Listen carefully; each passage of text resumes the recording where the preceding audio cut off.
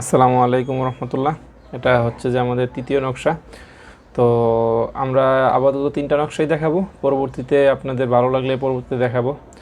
তো এখন ঠিক আগের মতোই, যেটা আপনারা এর পূর্ব দুটো নকশা দেখছেন, ঠিক আগের মতো আমি করে নিচ্ছি। তো এখানে আমাদের নকশা প্রায় শখানেক দেখানো যাবে, বাট এখন আপাতত আমি সবগুলো দেখাচ্ছি না, জাস্ট তিনটাই দেখাচ্ছি। যে পরবর্তীতে আপনাদের ইচ্ছা এবং চাহিদা অনুযায়ী যদি আর নকশা চান তাহলে আমি ওই নকশাগুলো দেখাই দিব। তো এখন যে আমি অন্য জিনিস দেখাবো, তো আপাতত নকশা কাজটা শেষ করি। তো এতটুকু মনে হয় ক্লিয়ার আপনারা, যে আমরা যে বাঁশটা দিয়েছিলাম, যে হ্যাঁ বাঁশটা আমি দেখাচ্ছি। যে প্রথমত আমরা কি করি, যে বাঁশটা মধ্য থেকে ভাঙি।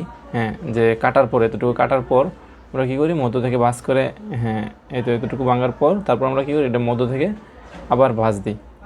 এই যে মধ্য থেকে আবার একটি ভাঁজ দিই। হ্যাঁ, এই যে মধ্য থেকে একটি ভাঁজ দিই।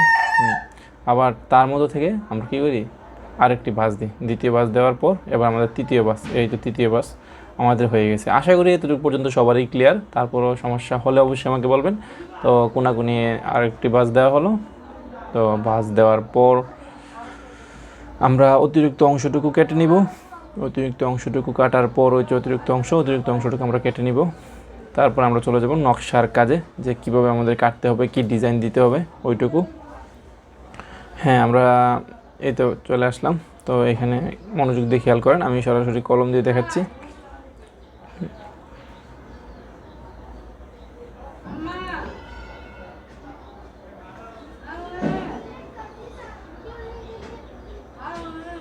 দুই পাশে সাইডে প্রথমত এরকম করে নিতে হবে।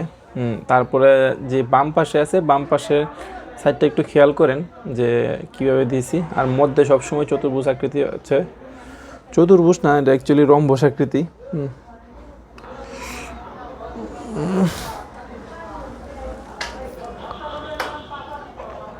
এই যে এই জিনিসটা খেয়াল করেন।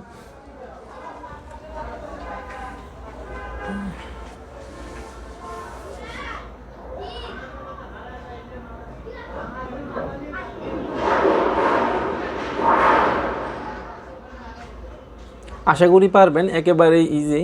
যে আপনারা হয়তো আমার চেয়ে আরও ভালো আঁকতে পারবেন, এটা শিওর। হ্যাঁ, আমি হয়তো ভালো নকশা করতে পারি না, আমি পারি না ভালো নকশা করতে।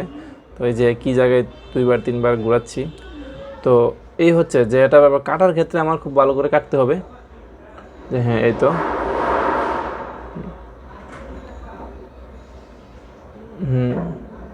এই যে পাশের যে জায়গাগুলো আমি দেখিয়েছিলাম ওইগুলো কেটে নিতে হবে, সবগুলো পাশের জায়গায় কেটে নিতে হবে, দুই পাশেই কেটে নিতে হবে। তবে একটা জিনিস খেয়াল রাখতে হবে, আমি যখন পাশে, একটু দ্রুত হয়ে যাচ্ছে মেবি, যে যখন পাশে আমি একটু খেয়াল করেন, আমি একটু পজ দিই এখানে। এই যে বাম পাশের সাইডগুলো খেয়াল করেন, বাম পাশের সাইডগুলো আমি কীভাবে মানে এখানে দিয়েছি, যে বাম পাশের সাইডগুলো যেভাবে কাটছি ঠিক ওইভাবেই কাটবেন, তা না হলে কিন্তু ভুল হবে।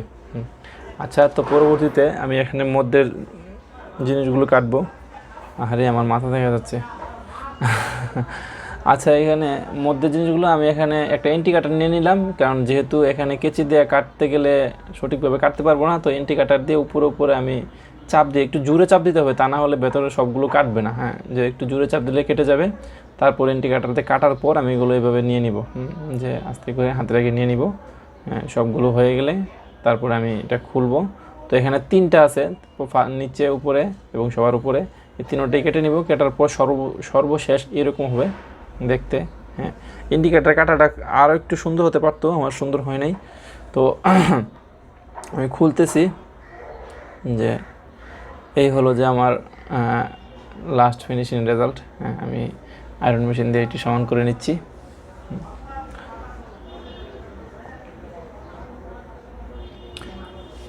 তো ঠিক আছে, পরবর্তী ভিডিওর জন্য আপনাদের আমন্ত্রণ রইল। আসসালামু আলাইকুম রহমতুল্লাহি ওয়া বারাকাতুহু।